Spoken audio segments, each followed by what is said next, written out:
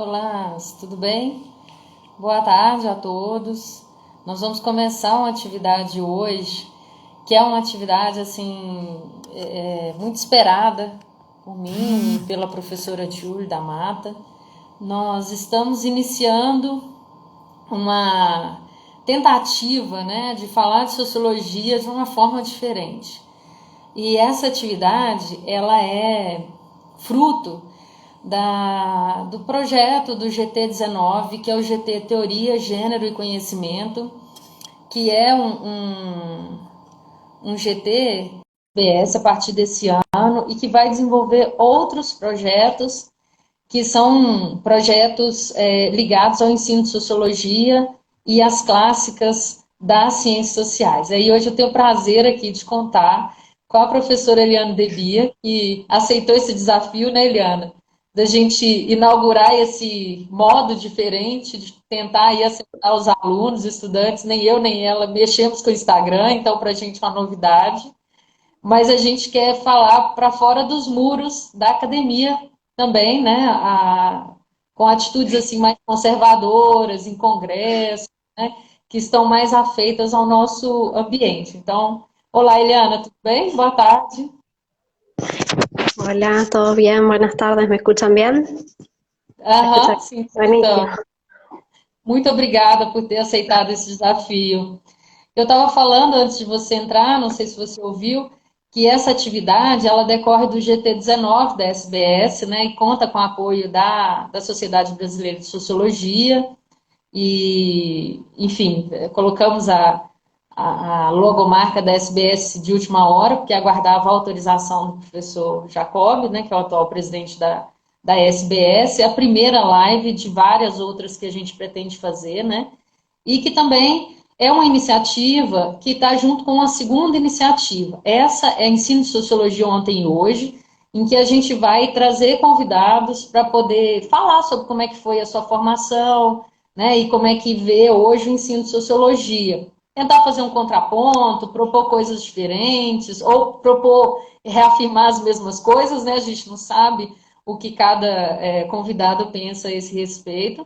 E a segunda iniciativa é um curso sobre clássicas e clássicos das ciências sociais do século XIX, e que a gente pretende fazer a partir de agosto. Já estamos convidando alguns professores, cada um falar sobre um dos clássicos e uma das clássicas, numa conversa assim mais informal também, né? Mas privilegiando o conteúdo. E aí, Eliana, eu queria que você se apresentasse para a gente, ao invés de ler seu currículo, que é ótimo, enorme, eu queria que você dissesse para a gente, afinal de contas, quem é Eliana Debia. Bueno, antes que nada, buenas tardes. Voy a tratar de hablar lo más pausado que pueda. Eh, bueno, mi nombre es Eliana Devia.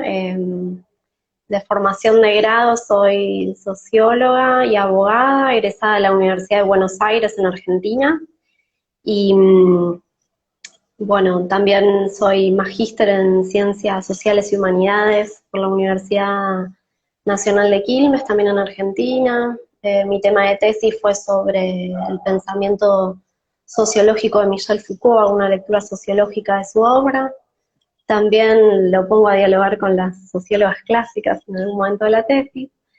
Y hoy por hoy, bueno, estoy realizando el doctorado en el ciclo principal ya, adentrándome en la tesis, en la escritura de la tesis sobre Mary Wollstonecraft, ¿no? Sobre, bueno, la relación que hay entre el pensamiento de Mary Wollstonecraft en el momento del nacimiento de la sociología, ¿no? Entonces poniendo en diálogo los saberes que ella produce con la formación de este nuevo campo que es el sociológico. De ella puntualmente trabajo las cuestiones que tienen que ver con las relaciones amorosas, con el amor en general, distintos tipos de amor, no solo el amor romántico y demás, sino el amor filial, el amor entre amigas, entre amigos, amigues, y la sexualidad, ¿no? Como tópicos, digamos, de esta autora. Yo desde muy joven me dediqué a la cuestión de la docencia. En lo que llaman la secundaria me formé en la orientación docente, así que con esta vocación docente vengo hace rato, desde adolescente podría decirse, y arranqué a dar clases, empecé a dar clases en la Universidad de Buenos Aires, en la Facultad de Derecho, muy joven, por el sistema de cátedras que tiene nuestra universidad. Una puede arrancar desde ayudante estudiante, ¿no? Entonces yo tenía 19 años cuando arranqué con la docencia universitaria, primero como ayudante alumna o estudiante, y bueno, y después fui haciendo toda la carrera académica dentro hasta que llegué a profesora. Me desempeñé en la Universidad Nacional de Tierra del Fuego hasta hace muy poco. Estuve a cargo de la cátedra de Teoría Social 1, que es la teoría social clásica, y a instancias de armar el programa, ¿no? En una universidad que es nueva y que su primera corte de sociólogos, sociólogas, se inaugura en 2013. Así que, armé el programa de esa materia para el estudiantado de esa carrera nueva, ¿no? Que se abría. Y bueno, y a partir de ahí empezaron las preguntas por las sociólogas clásicas, ¿no? Por su existencia, por sus ausencias. Y esto no sé si alguna vez se lo comenté, Fernanda, o en el grupo, ¿no? En nuestro grupo de docentes, profesoras brasileñas, argentinas, que tenemos estas inquietudes. Yo pensaba muy ilusamente, porque en mi carrera de grado no había sido formada, ¿no? Con la lectura de ninguna de ellas, salvo en alguna sociología política, algo había leído, o en economía política, algo había leído de Rosa Luxemburg, pero muy poco, ¿no? Con lo cual yo creía que era una cuestión de que, bueno, justo no me habían tocado las cátedras que daban esas miradas o esas perspectivas, pero me encontré con que no se estaban enseñando, ¿no? Ni en la universidad en la que yo había egresado, ni tampoco en el resto del país, por lo menos no en Argentina, y empecé a indagar en Latinoamérica. Así di con una profesora a la cual le debo muchísimo, no pudimos conocernos, que es Luz Gabriela Arango Gaviria, una profesora de teoría social sociológica de la Universidad Nacional de Bogotá, que es una también de las fundadoras de los estudios de género en esa universidad, que fue la que, bueno, me presentó, me introdujo en ese mundo de las clásicas, y que a partir de sus artículos yo empiezo a conocer, bueno, quiénes eran las mujeres que escribían en el siglo XIX, que pensaban y tenían una práctica sociológica, aunque muchas de ellas tal vez no se consideraban sociólogas, pero bueno, era una época de formación, ¿no? De ese campo de saber nuevo. Así que esa profesora me enseñó mucho, digamos, con respecto a eso. Falleció hace muy pocos años, ahora 2 años, un poco antes de la pandemia, cuando yo decido contactarla para poder hablar de estas temáticas. Me encuentro con la noticia de que había fallecido. Así que, digamos, yo en mi ingenuidad pensé que sí, que era un campo o eran temas que se habían abordado y que se enseñaban en otras universidades, incluso o en Europa o en Estados Unidos, y me encontré con que no. Me encontré con que es un tema de vacancia a nivel global, es solo, si bien yo no pude hacer una investigación exhaustiva, a simple vista, cuando uno revisa programas, cuando uno revisa planes de estudio, se da cuenta que no hay una perspectiva de género, ¿no? que transversalice los planes de estudio, por lo menos de sociología, y por lo menos en mi país, ¿no? Mi país en Argentina, que es lo que yo sí analicé e investigué.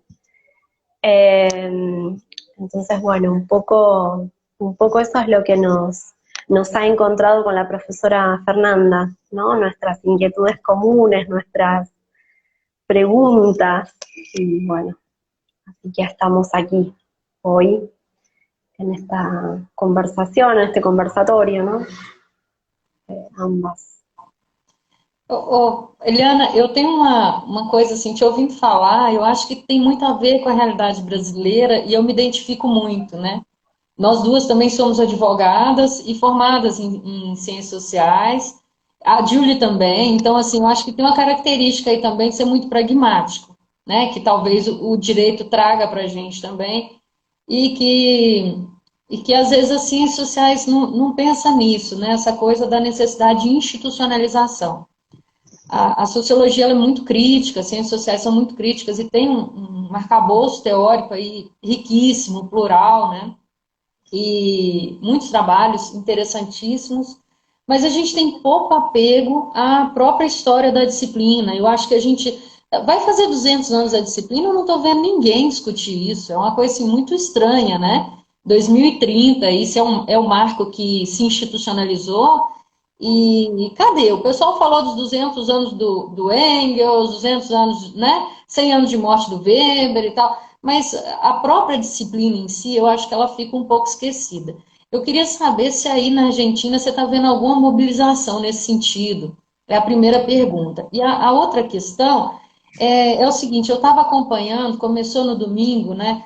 Aquele evento IAPS, que é o Internacional de Paderborn, sobre a história das filósofas, né?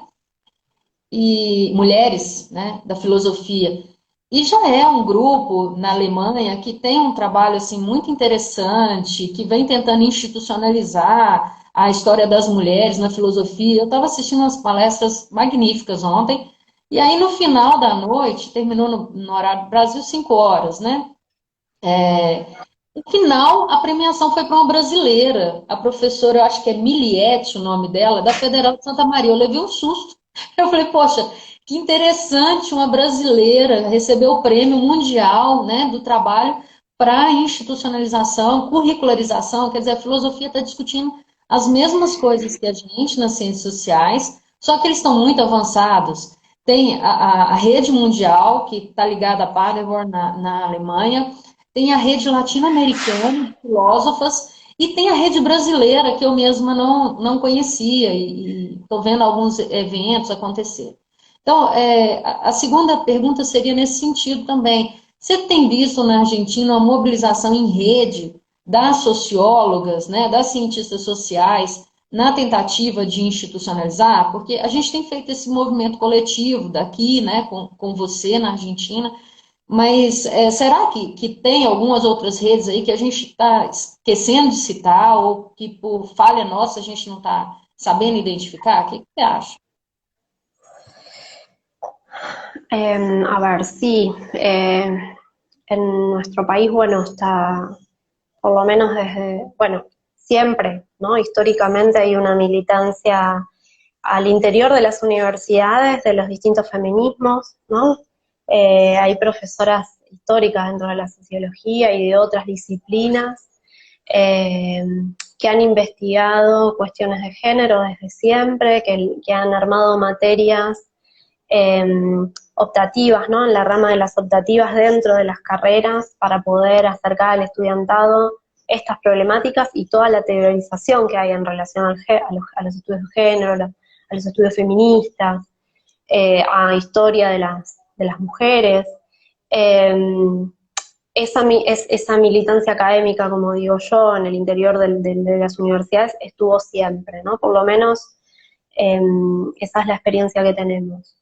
En los últimos años y a partir del movimiento muy fuerte que hubo a nivel de las militancias en 2015 del movimiento de Ni Una Menos y puntualmente en las universidades a partir del 2018 que se establece toda una red, ¿no? Que tiene que ver con transversalizar la perspectiva de género en las universidades nacionales, que es una red que se llama RUGE, ¿no?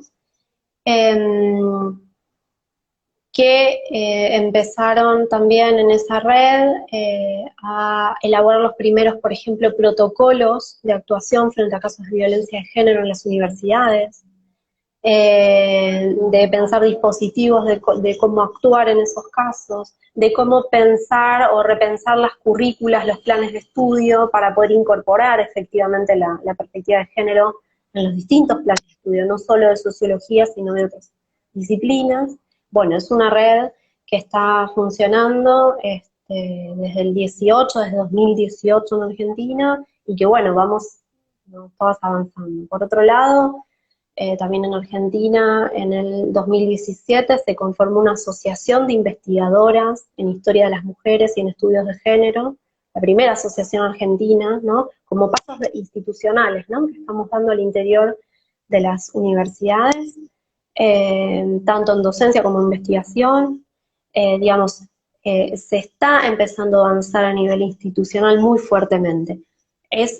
Digamos, son como puntos importantes, ¿no? Pero hay que reconocer toda la historia para atrás, no toda la militancia de las profesoras, ¿no? Por ejemplo, no sé, en Argentina, Caterina Weinerman, Elizabeth Schelling, bueno, y me voy a olvidar un montón más, no sé, Alejandro Berti, bueno, no sé, Alejandro Iriza, un montón de docentes que vienen, digamos, incorporando y luchando académicamente para que esto empiece a toda esa lucha histórica al interior de los claustros. Bueno, se van sumando ciertos momentos de institucionalización, como los que acabo de nombrar, ¿no? Bueno, cuando yo planteo la renovación del programa, sí, fines del 2015, inicios de 2016, bueno, fue una novedad, no solo para nosotras. Yo en ese momento estaba trabajando con la profesora Andrea Osamis, que ella también, digamos, está haciendo ahora su tesis de maestría sobre Flora Tristán, por ejemplo. Nosotras nos dimos cuenta que no bastaba con agregar algunas autoras al programa, que requería también todo un trabajo de investigación para poder enseñarlas, y también todo un trabajo de búsqueda de los textos, del material, de que las y los estudiantes puedan leerlas de primera mano, ¿no? Más allá de artículos y libros, ¿no?, de consulta, que una puede hacer dentro de la cátedra, del material de estudio, pero sí que puedan acceder a los textos originales de las autoras. Entonces hay una preocupación doble ahí, ¿no?, de poder rastrear esas autoras y por otro lado lo que han escrito, lo que han producido, lo que han pensado. Por eso yo armé dos proyectos de investigación en relación a las sociólogas desde el 2016 hasta el 2020, que justamente estaban abocados al estudio de estas autoras. Y a medida que íbamos avanzando en las investigaciones, podíamos, ¿no?, ir avanzando también en incorporar y modificar, enriquecer el programa de estudio, el programa de la materia. Pero esta fue, hasta donde yo sé, por lo menos en lo que es la sociología, es el primer programa de este estilo, de una teoría clásica, en Argentina. Ahora, otras cátedras en otras universidades nacionales están empezando también a revisar sus programas, a repensarlos.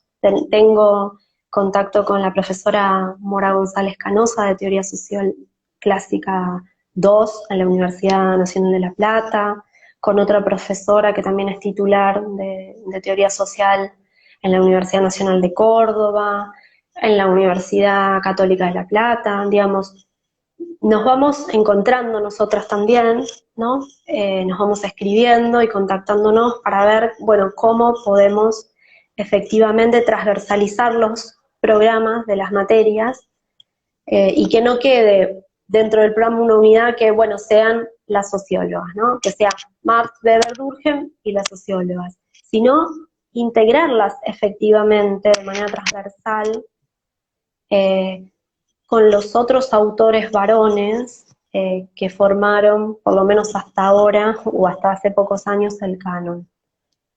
Que es como bien decías tú, Fernanda, es un canon que se formó, ¿no?, en fines de la década del 30, inicios del 40, en Estados Unidos, ¿no?, de la mano de la sociología norteamericana. Entonces, eh, bueno, la conformación de ese canon es producto de relaciones de poder y dominación, claramente, al interior del campo disciplinar, pero la sociología no es la única, no es el único campo, como bien decías vos, también sucede en la filosofía, sucede en otras disciplinas que a mí también hay otras colegas, profesoras e investigadoras con las cuales también tengo contacto, por ejemplo, con la profesora Luisina Boya en la Universidad Nacional de La Plata, que ella es filósofa, eh, y que también en conjunto con otra profesora muy, muy reconocida en nuestro país, que es María Luisa Femenías, ¿no?, que ya advertía esta cuestión de la invisibilización de las mujeres en las disciplinas, ¿no?, puntualmente en la filosofía, que es su campo de investigación. Y bueno, la profesora Luisina Boya también está haciendo una investigación en relación a planes de estudio en filosofía, en diálogo con otra colega que es Milagros Rocha, que también está analizando, por ejemplo, la ausencia de mujeres en los programas de historia, ¿no? Porque en historia también sucede, digamos, sucede en todas las disciplinas. Pero bueno, hay un movimiento tanto institucional como académico que recupera recorridos y genealogías que profesoras muy reconocidas han hecho antes que todas nosotras, y sobre ese trabajo colectivo, bueno, seguimos como avanzando, ¿no? Seguimos repensando, seguimos problematizando.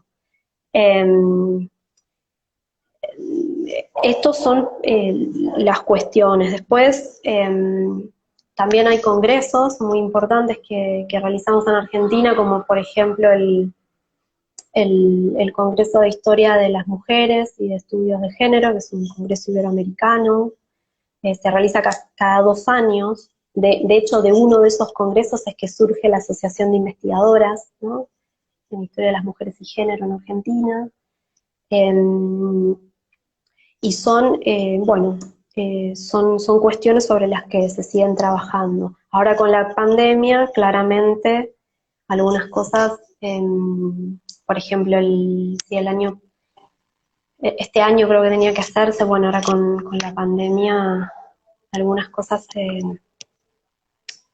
quedaron ahí pendientes, digamos. Dígame si hablo muy rápido. Eliana, você falou uma coisa que assim a gente falou muito no GT, né? Existe uma diferença entre estudar as clássicas e fazer estudo de gênero e análise feminista, né? Nem todas as clássicas podem ser enquadradas como feministas, se é que a gente pode, né, usar esse frame como referência. Uma das coisas que você falou também é que não adianta só colocar as clássicas no currículo, né? Mas esse é um movimento importante, né? Eu tenho alguns alunos aqui que estão assistindo, que são estão matriculados na disciplina que eu dou aqui no campus de Governador Valadares, na UFJF, que é exatamente sociólogas clássicas e contemporâneas. Foi uma disciplina que eu criei para poder trabalhar especificamente, né, as teóricas. E aí um dos textos da bibliografia é o seu texto, que vai falar sobre a ausência das clássicas no currículo como uma forma de violência, né?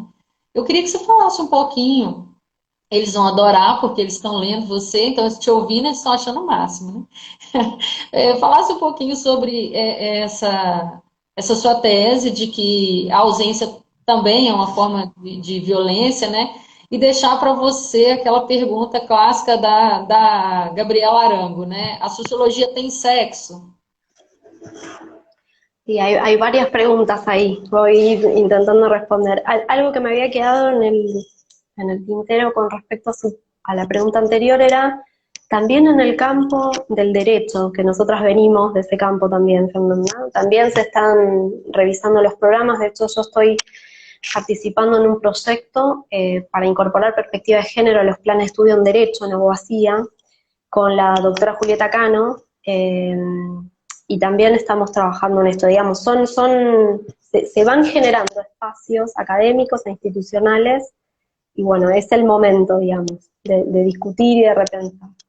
Con respecto a lo que usted me preguntaba en relación a las clásicas, que no todas son feministas, es cierto, pero hay algo muy interesante en el pensamiento, como algo que atraviesa a todas, ¿no? Como un hilo conductor que de alguna manera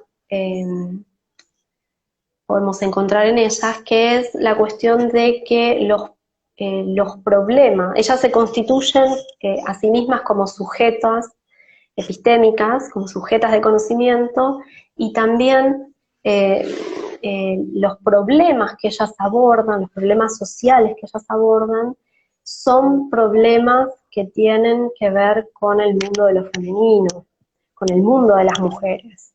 Entonces ellas analizan a las mujeres como un problema sociológico, las construyen como un problema, un objeto sociológico. Y eso es muy interesante. Y excede si son feministas o no.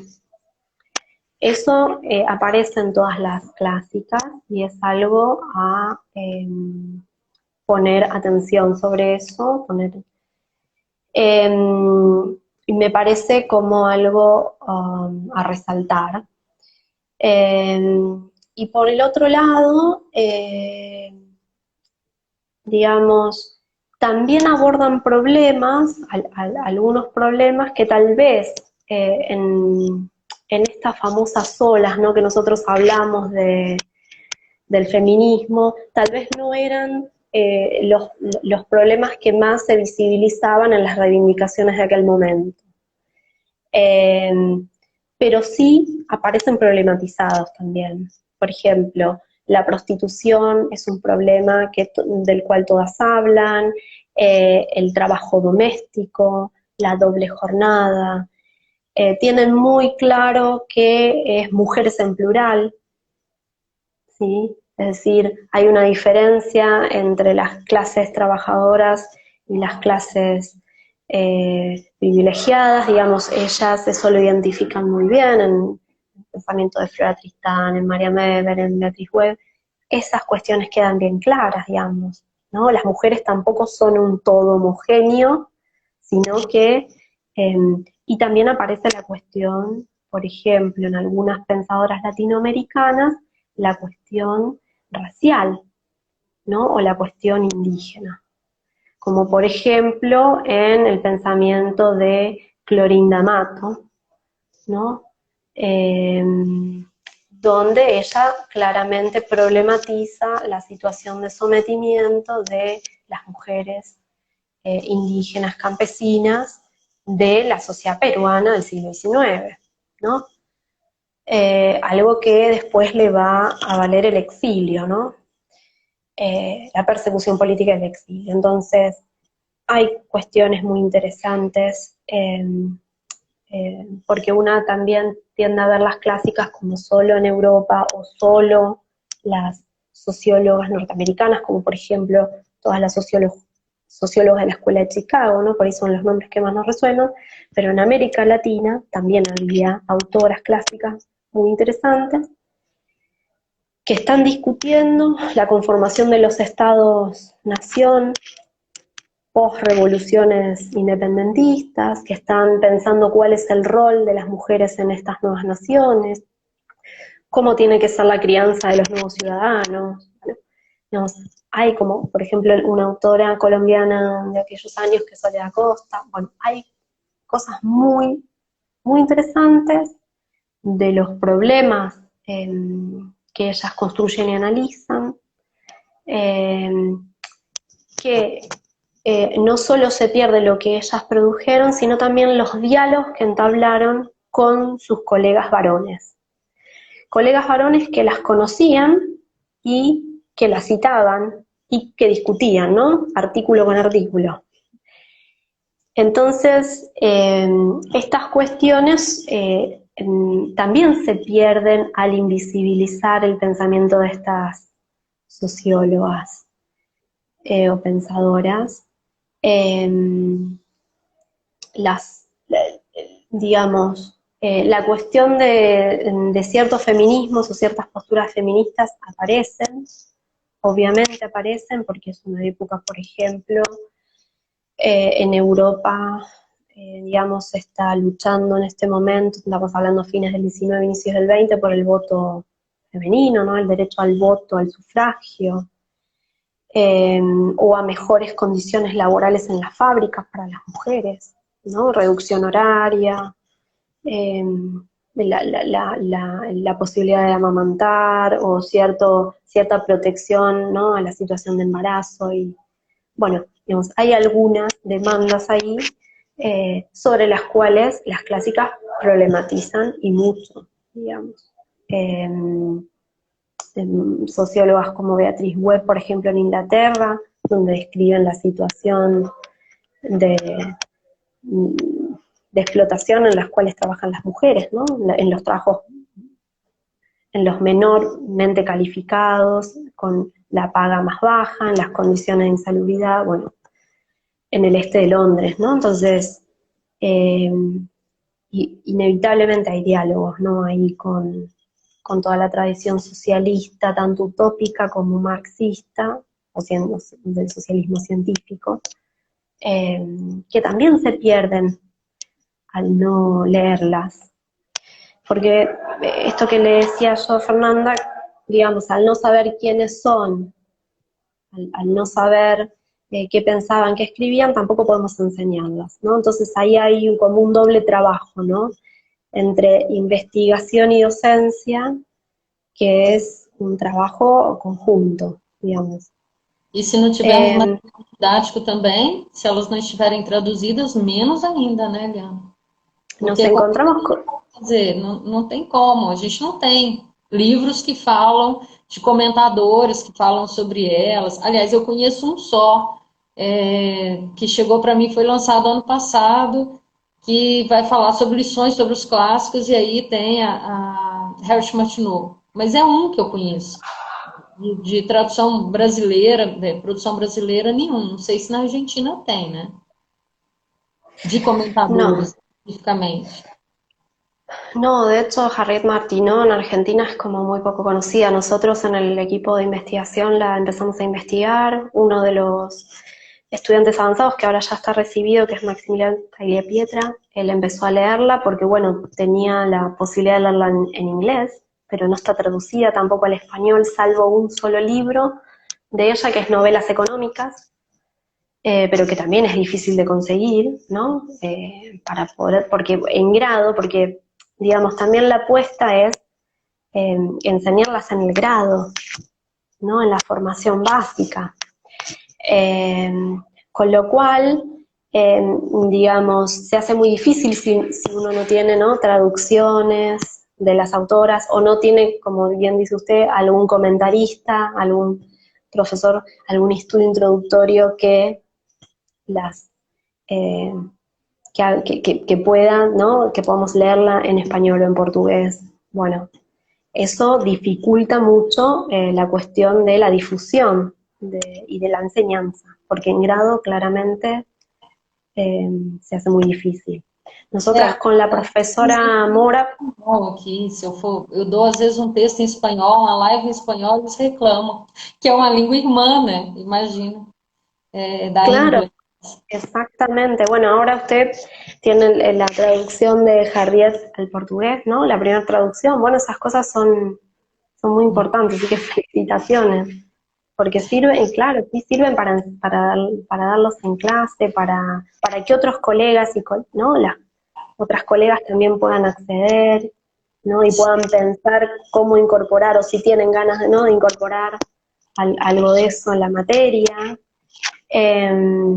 Porque también se da esta discusión, ¿no?, con respecto a algunas autoras, si hay que incorporarlas o no, si son más críticas o menos críticas del sistema capitalista, ¿no? Empiezan estas cuestiones de no, bueno, no es tan crítica, entonces, no es tan crítica, no es tan feminista, y entonces no la enseñamos, ¿no? Entonces caemos de nuevo en esta invisibilización, ¿no? Entonces, bueno, eso también fue, me acuerdo en su momento, una discusión al interior del equipo de investigación, y que es un poco lo que hablábamos el otro día en el GT, casualmente en la mesa, en la sesión.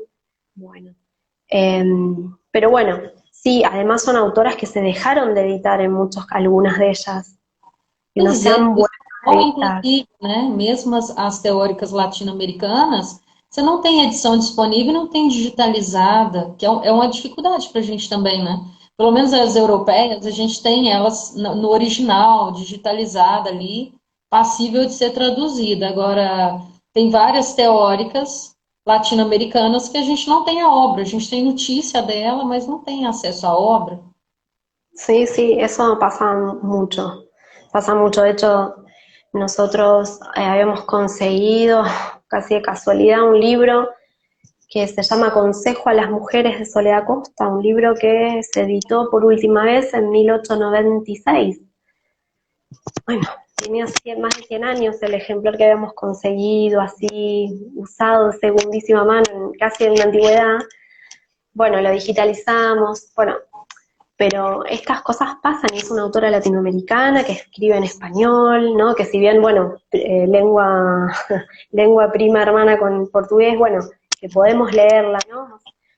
Pero la cuestión es esa, sí, sí, sí, totalmente. Entonces, traducciones como la que usted hizo de Harriet, nosotros con la profesora Mora, González Mora, Canosa, de La Plata, y con Victoria Sterman y otro colega más, estamos trabajando en la traducción de un libro de Marianne Weber, porque Marianne Weber además está en alemán, o sea, ni siquiera la tradujeron al inglés, o sea, está en original, no sé, el 90% de su obra, con lo cual es muy difícil y es una autora fundamental. Eh, entonces estamos trabajando en una traducción de algunos ensayos de uno de sus libros más importantes para ver si puede también, ¿no? Si, con la apuesta de que eso pueda circular en las aulas, ¿no?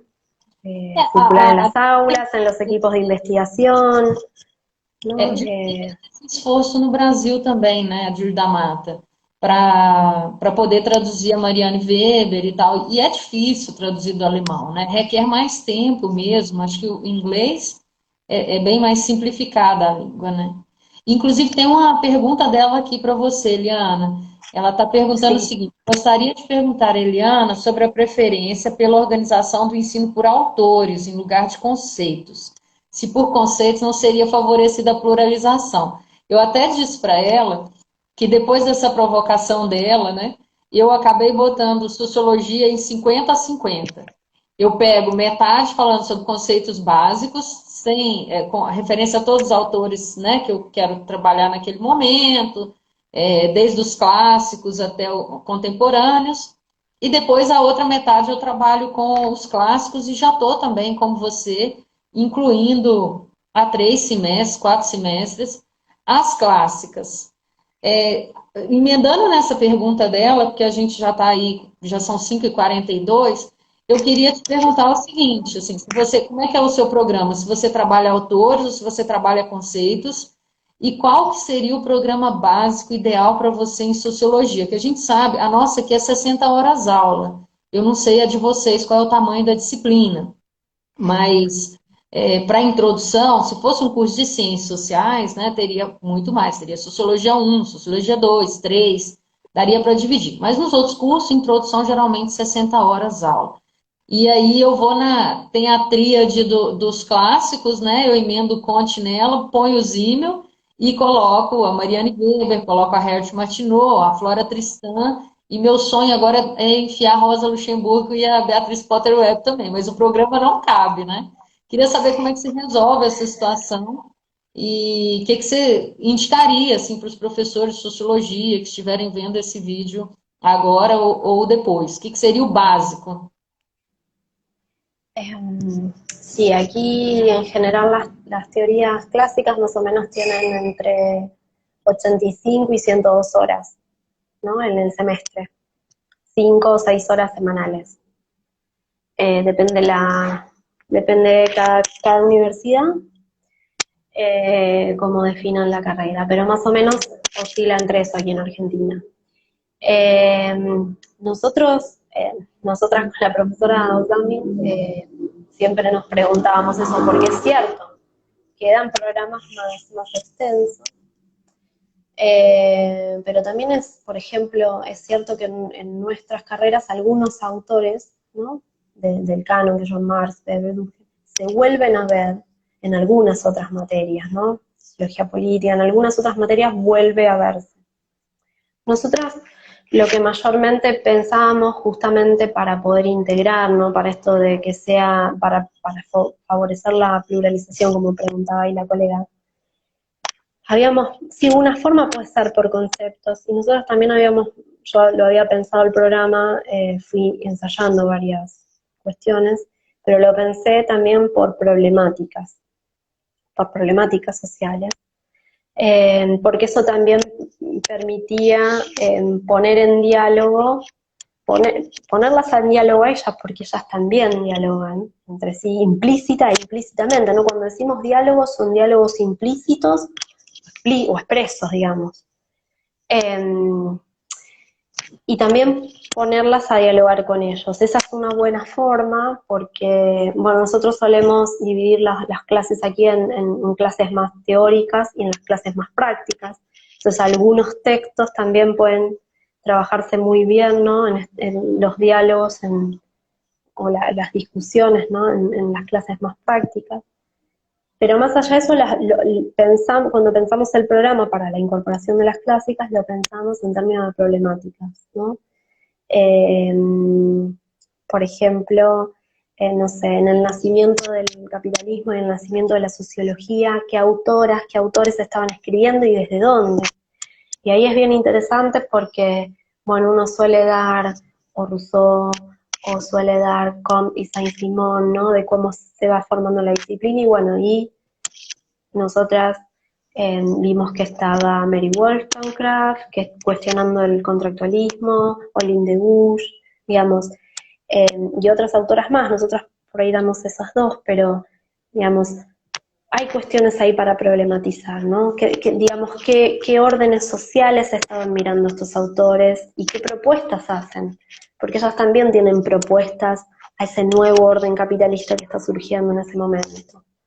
Y que casualmente no coincide demasiado con el que proponen por ahí los autores varones, ¿no? Ya desde ese momento, ¿no? De la fundación de la disciplina y del capitalismo, todas las pensadoras advierten, ¿no? La exclusión de las mujeres, de la esfera política, de la esfera de producción de conocimiento y de cultura. Y eso es bien importante porque ellas mismas problematizan sobre eso, sobre esa exclusión que están viviendo casi en el momento, ¿no? Eh, eh, con respecto a las desigualdades sociales que produce el capitalismo también, ¿no? La desigualdad social como un problema que plantea la industrialización, bueno, ese es otro problema en el cual se pueden, ¿no? Poner en diálogo las distintas miradas y también las distintas propuestas para resolver, ¿no? En algunos será la revolución, en algunas será la reforma social, bueno, digamos, trabajarlos, ¿sí? Digamos, conectando problemáticas sociales y ahí sí poniendo en diálogo qué conceptos trae cada uno y cada uno, ¿no? Porque cada uno y cada una lo conceptualiza de manera específica, entonces eso por lo menos es lo que intentamos hacer en el programa y en las clases, digamos. Entonces sí, esta cuestión que preguntaban de los conceptos, sí, eh, pero digamos, estableciendo, ¿no? Los núcleos temáticos del programa como núcleos problemáticos, de construcción de problemas sociales. También hay una diferencia no solo teórica en los conceptos, sino también metodológica y epistemológica, ¿no? Porque cada uno y cada uno lo aborda diferente, ¿no? O el método comprensivo, el explicativo, o el método etnográfico, ¿no? Las sociólogas vemos que usan mucho el método etnográfico, el método biográfico o autobiográfico, ¿no?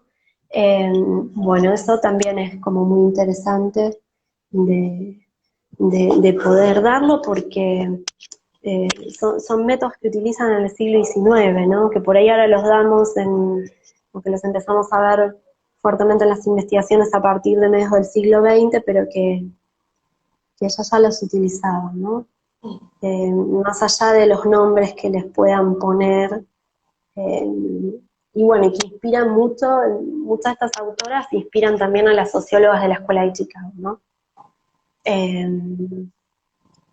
Así que bueno, no sé si contesté a la pregunta, pero viene por Sim, ahí.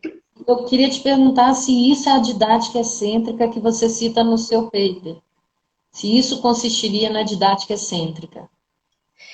Claro, sí, ese es un concepto que no es mío, no es de mi autoría, sino de una profesora que se llama Mónica Dacuna, que ella viene más de la rama de la filosofía aquí en Argentina, y que es justamente esto, ¿no? Digamos, reubicar, resituar, ¿no? En las discusiones, teóricamente, epistemológicamente, metodológicamente, ubicar, ¿no? Resituar, relocalizar, ¿no? Aquello que fue excluido e invisibilizado, ¿no? Es decir, en el propio campo de saber en el que nació, ¿no? En este sentido, las teorías, los conocimientos que las mujeres han producido en el campo sociológico y que fueron excluidos, invisibilizados, resituarlos, ¿no? En eso consiste, resituarlos en el programa de estudio, en las clases, en la forma en la que uno transmite esos conocimientos.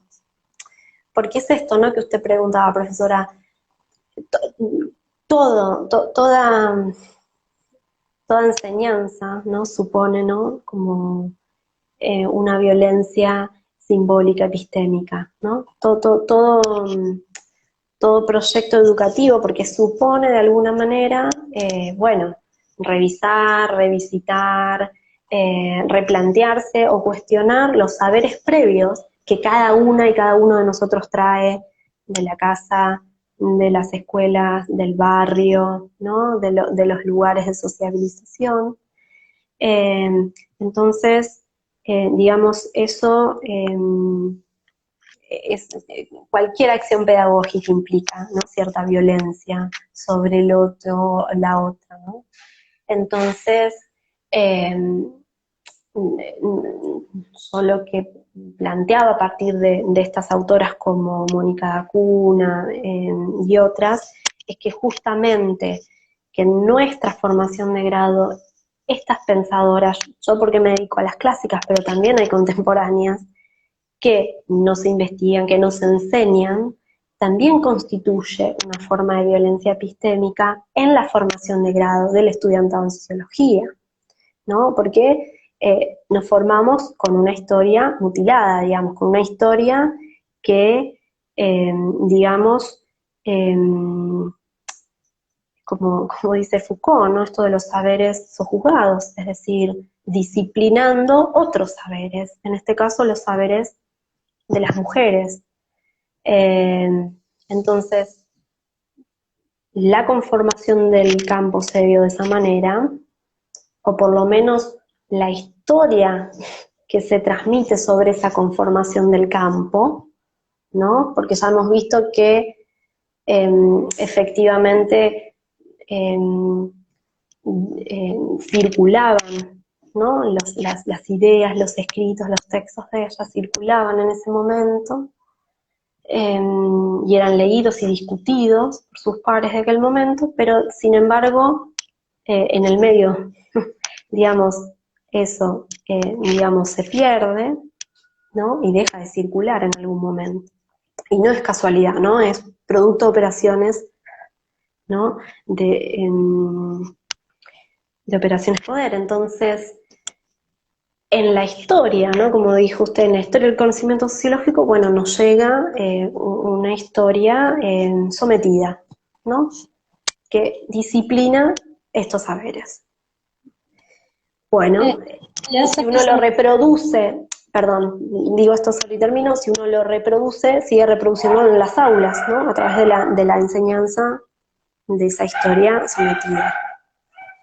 E aí a gente acaba ouvindo aquela história esfarrapada, né, de que as mulheres não produziram nada, cadê as mulheres da sociologia? Quer dizer, elas não estavam recebendo ensino formal, elas não estavam dentro da academia, né, porque as mulheres sequer eram permitidas frequentar as universidades que existiam na época, né? A Harriet Martineau fala muito sobre isso, sobre como as universidades são importantes e que elas têm que ser democráticas, né? As universidades têm que ter acesso gratuito para todos, e o ensino básico também. Estou falando disso em 1838, né? E falando sobre a condição da mulher. Como você mesmo disse, as clássicas se interessam pela condição das mulheres e os homens não. Por que eles não estudam isso? Por que eles não se interessam por essa temática? Eu estou falando da sociologia do século XIX, né? Por que também, e aí eu acho que é uma questão que a gente precisa definir teoricamente, né? Por que quando a gente vai, ainda que a gente admita a produção das clássicas, e a gente, eu estou falando assim, de um modo geral, as pessoas falam, ah, tá, quanto à datação, ok, elas estavam lá. Ok, quanto à produção, realmente, elas tinham 10 obras, 50 obras, ou uma obra que seja, mas muito lida. Ah, sim, elas eram reconhecidas, tem fulano citando, fulano e tal. Quer dizer, elas nunca são reconhecidas por elas mesmas, né, pela produção delas. E aí, quando elas são, enfim, a gente fala assim, bom, tá aqui, agora é inquestionável, né? Você vai negar isso? Aí falam assim, ah, mas elas eram pioneiras, elas não eram clássicas. Primeiro argumento. Segundo argumento, elas eram reformadoras sociais, ou seja, era uma coisa menor, não era teórica, não fazia teoria.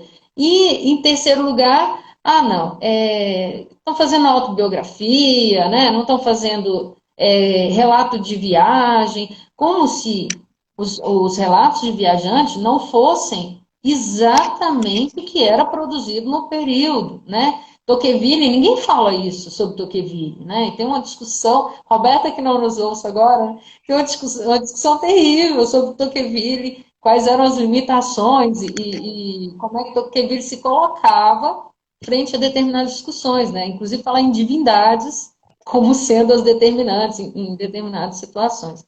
Aí eu queria deixar esse questionamento para você. Será que a gente está tendo atitude pejorativa quando fala, que é o caso da Lynn McDonald, que fala, enquadra todos como reformadora social, quando a gente fala em pioneiras, será que a gente não tem que batalhar para que elas sejam reconhecidas por um extrato objetivo de clássicas, né?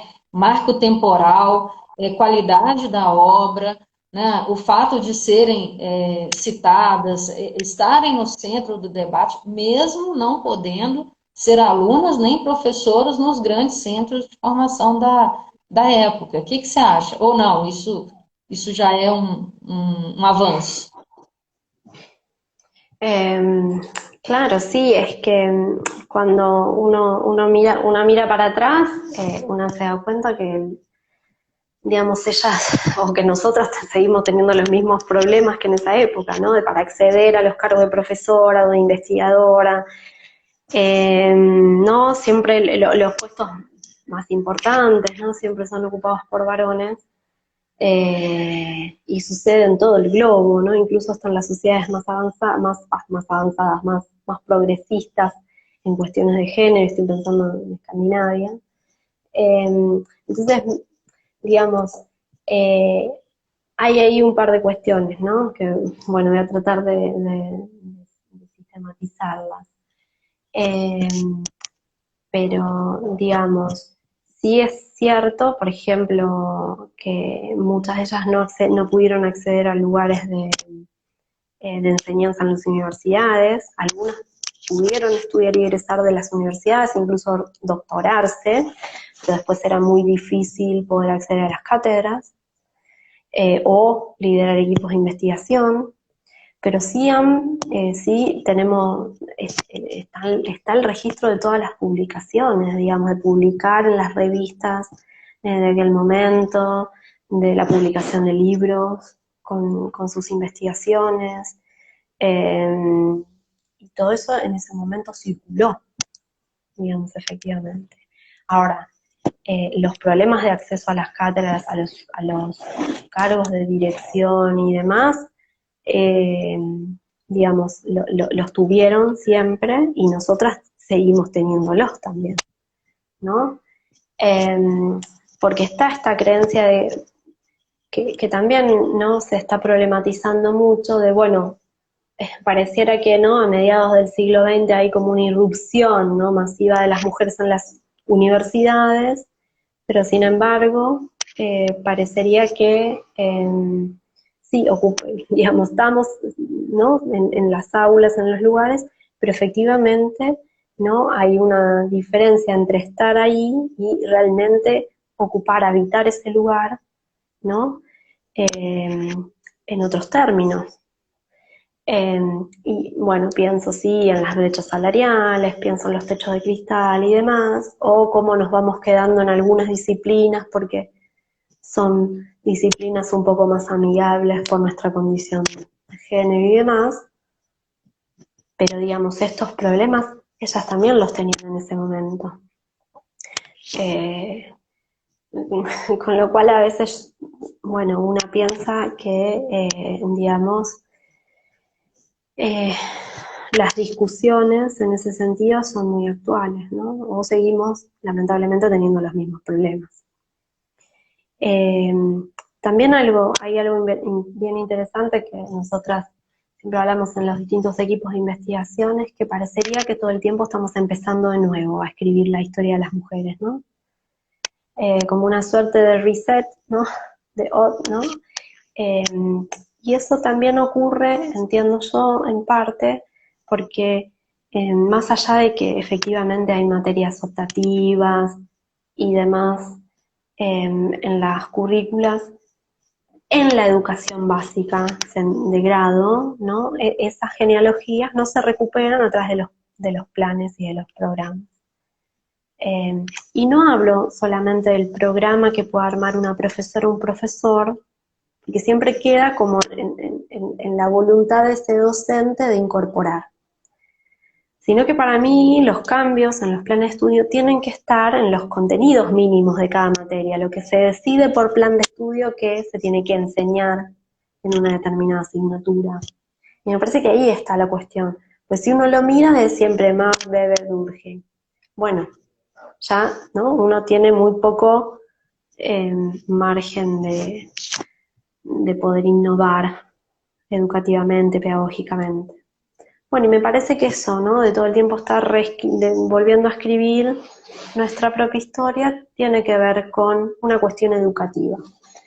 Y eso las sociólogas, las clásicas, lo tenían muy claro. Para ellos el elemento, digamos, si hay otro elemento que las conecta es el educativo. Tenían muy claro esto, que si las mujeres elegían una carrera u otra, tenía una relación directa con el cómo habíamos sido criadas, educadas y para qué, ¿no? Entonces, ellas apuntaban fuertemente a lo educativo. E Y talvez entiendo, Wollstonecraft, né? Uma herança bem forte, né?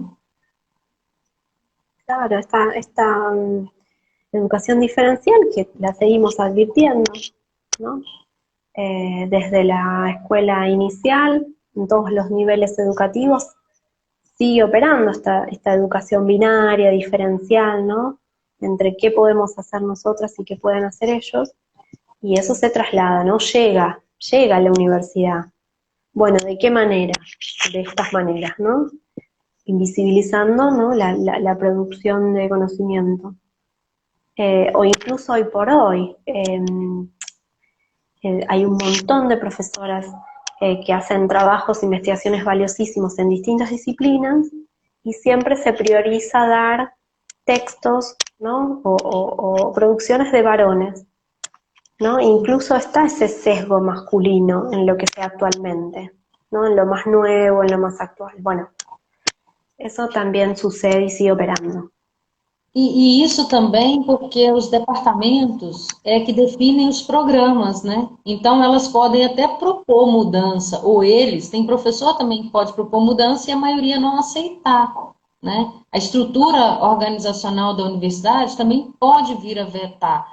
E tem uma coisa também que eu acho que é importante, pelo menos no caso brasileiro, é que os editais de concurso público se fecham nesses tópicos. Então, os alunos ficam com uma certa rejeição. Mas por que eu vou estudar o que não está sendo cobrado no edital de concurso? Uma visão muito rasteira, né? Muito pragmática, mas também tentando dar conta do que é mais cobrado, talvez, em profundidade, né?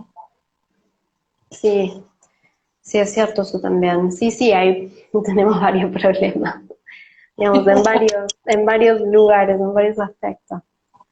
Pero bueno, bueno, vamos, igual hay que seguir adelante, ¿no? En cada Sim. una en lo que puede colaborar desde sus saberes. Bueno, y para mí también lo importante es esto, encontrarnos, ¿no? Armar redes entre nosotras, ¿no? Eu também acho Eh, essas iniciativas, né? Porque só assim a gente consegue disseminar essa discussão. Se não pelo o convencimento de que é importante, pelo menos está colocando na agenda essa pauta, né, Eliana? Já é um ganho. sí, Bom, e por falar nisso, que a gente estourou o tempo aqui, já deu 1 hora, e eu tô vendo assim que né, a gente vai chegando no final, a gente tem um monte de questão, várias questões vão se abrindo, né? E a gente tem aí uma agenda interessante nossa também, né? Que vão ser as próximas atividades. E eu queria sempre contar com a sua parceria, que eu acho que deu muito certo. Você é uma pessoa excelente para trabalhar. Os seus textos são ótimos. Inclusive, eu recomendo que as pessoas procurem no YouTube a live que a Eliana fez junto com o pessoal da Ampox e da equipe de extensão da professora Verônica Toches, na UF, sí, falando sobre a Beatriz Potter Webb, que foi um vídeo muito bacana. Eu acho que é uma introdução excelente para quem quer dar as clássicas, né, na graduação. Vi que o Marcos Ribeiro, que é professor lá no Rio de Janeiro, entrou aí também. Viu, Marcos? Incorpore a Beatriz Potter Webb no seu currículo também de sociologia aí no 2º grau. E queria fazer um convite, Eliana. Eu vou estar fazendo uma live no dia 26 agora do 7, num canal do YouTube que se chama Coletivo Envia Sapiensai, que é do professor José Aristides Gamito e de um grupo de filósofos. Vai ser exatamente para falar sobre a Hertz Martineau e a tradução, né, que eu fiz, Como Observar Morais e Costumes. E no dia 28 de julho, nós vamos fazer uma live a convite do professor Gilmar Santana, com a Federal do Rio Grande do Norte, para falar também sobre o ensino de sociologia. Então, assim, já vai fazer parte dessa rede, né, que o GT19 está se constituindo, e agora também com o apoio da SBS, né, a professora Júlia está falando aí, ó, reitero minha admiração pela Eliana, essa mistura de rigor e generosidade é rara. Eliana é o máximo, né, Júlia? É uma parceirona. E a live da professora Julie, que vai ser como essa aqui no Instagram, a professora Julie da UFOP, que é também do GT19, no dia 2 de agosto, falando também sobre o ensino de sociologia ontem e hoje. Porque a gente precisa falar do ontem e hoje para conseguir pensar no amanhã, né? Porque senão a gente não tem como, se a gente não considera a história, se a gente não considera as nossas práticas, a gente faz o que o professor Boaventura de Souza Santos tanto alega, um epistemicídio, né? A gente está matando esse conhecimento para eleger apenas um tipo de conhecimento como legítimo, devido, né? Capacitado, né? Ou de qualidade, né, Eliana? sí, sí, es que bueno, eso de desvalorizar, desacreditar, ¿no? La forma en la que se produce conocimiento, ¿no? Eso también forma parte de esos juegos de poder. Y bueno, nada, yo quería agradecerle mucho por este espacio, por habernos encontrado, por bueno, en este interés que tenemos tan importante de visibilizar las clásicas. a la profesora Yule también, que fue una alegría saber bueno, que allá en Brasil estudiaban también a Marianne Weber. Fue una alegría realmente para mí conocerlas y saber que también estaban allí en Brasil estudiando, bueno, buscando a las clásicas, ¿no? Não, Para poder enseñarlas, para poder difundirlas. Eso me parece muy, muy positivo que nos hayamos encontrado, ¿no? e a gente se encontrou por causa de uma live sua que eu vi na Universidade de La Plata, né? Não lembro qual é a professora que tinha organizado. E aí eu joguei no grupo das clássicas e todo mundo foi, a professora Júlia, a professora Verônica, Luna, né? Todo mundo participou da live e aí, olha como os contatos vão se construindo, né? É muito importante isso. Es muy importante, sí, generar las redes, sí, sí, coincido totalmente. Así que bueno, profesora Ó, Fernanda, muchas gracias por la invitación y bueno, y ya vamos a sumarnos a escuchar a las otras colegas que van a exponer el 28, ¿no? El 28 de julio y el 12 de agosto. dia 2 de agosto é a Julie. E aí vamos na sequência. Dia 16 é o professor Renan Springer da UFMG, dia 30 é a professora Rosana Felisberto, dia 6/9, Raul Magalhães, dia 13 Vera Muniz e Norberto Muniz, dia 20 é Fábio Fraga, da Federal do Mucuri. Tem uma agenda enorme aí que a gente já está fechando. E também a gente vai lançar, né, o curso agora, que é um curso de extensão. Vou falar mais a respeito depois, é o curso sobre clássicos e clássicas do século XIX. Nós vamos chamar os homens para discussão também, nós não estamos ignorando eles, não. A gente quer ali discutir as clássicas ombro a ombro, viu? Muy bueno, muy bueno. Ótimo, Obrigada. como dice. No, obrigada, obrigada con usted, Fernanda, muchas gracias. Muchas Beijo gracias por para este você. espacio. Un abrazo y que anden bien. Adiós. Uma ótima noite para você aí na Argentina. Obrigada, gente, por ter ouvido. Tchau. Chao.